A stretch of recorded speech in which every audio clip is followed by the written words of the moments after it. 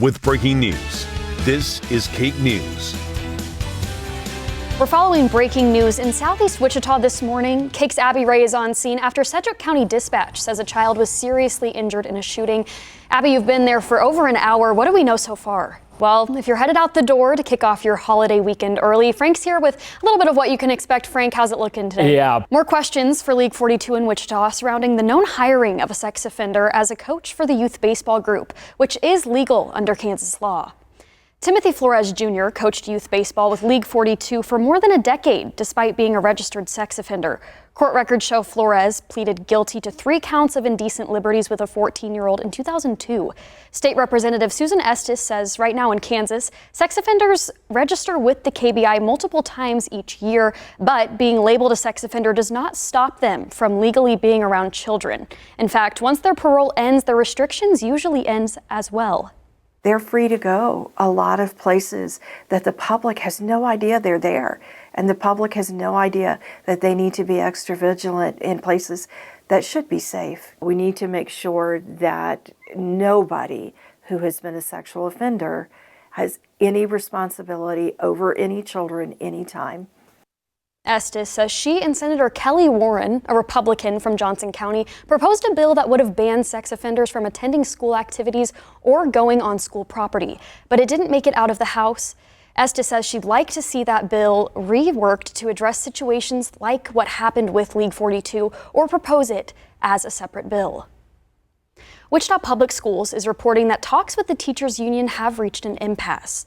The district and United Teachers of Wichita met yesterday for the 6th session of talks as some issues are unresolved. The next step is for a closed mediation with a facilitator. Both sides are set to meet on July 15th. Wichita Schools employs about 10,000 workers, including close to 4,000 teachers. The district is in the early stages of campaigning to try and convince voters to pass a 2-question bond for $615 million. Using the Wichita Public Library could look different in the near future. Library leaders say without more funding in next year's city budget, some branches could see their hours reduced. The chair for the Wichita Public Library Board says the system has grown over the years, but staffing has not kept pace. Adding the library board's original request included funding to address long-term staffing needs, but says a $1.4 million investment would keep current hours at the Advanced Learning Library and branches operating next year. The library, the budget for staffing comes from the city's general fund, and we haven't seen staffing funding increases at the library for longer than I've been alive. Hirsch says if their staffing request isn't fully funded, the Advanced Learning Library and all 6 branches could see their hours reduced by up to 20%. She says partial funding would lessen the reduction in hours, while the library leadership team would determine how best to use those hours across the system. We contacted the city of Wichita, but have not heard back. With the 4th of July coming up, many of us are celebrating with fireworks, but with that, a reminder of the risks you need to keep in mind. Earlier this week, firefighters in Derby say a house caught fire when someone threw away used fireworks that weren't cool yet. The Wichita Fire Department says there are a few things to keep in mind, namely making a plan and setting off fireworks in an open area in case of any misfires. Firefighters also recommend only using fireworks on a flat, hard surface like asphalt or concrete, and making sure an adult is always supervising children.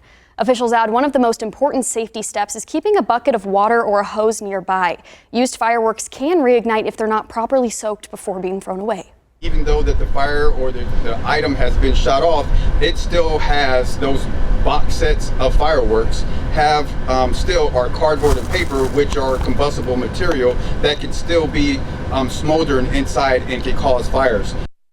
O'Cades also says sparklers can actually be one of the most dangerous fireworks, burning up to 3,000 degrees, which makes it especially important to keep children supervised and have that bucket of water close by. To report fireworks noise complaints in Sedgwick County, just call the Fireworks Non-Emergency Hotline at 316-290-1011. The hotline will be available now through Sunday, July 5th. Only call 911 if there is an actual emergency. Tomorrow morning at 9 o'clock, Veterans Memorial Park will host a commemoration of Independence Day at the American Revolution Memorial in Wichita. Organizers say a color guard will present the colors to begin the ceremony, followed by the national anthem, the Pledge of Allegiance, and an invocation. The guest speakers will include retired Air Force Colonel John Medea, who flew B-52 bombers.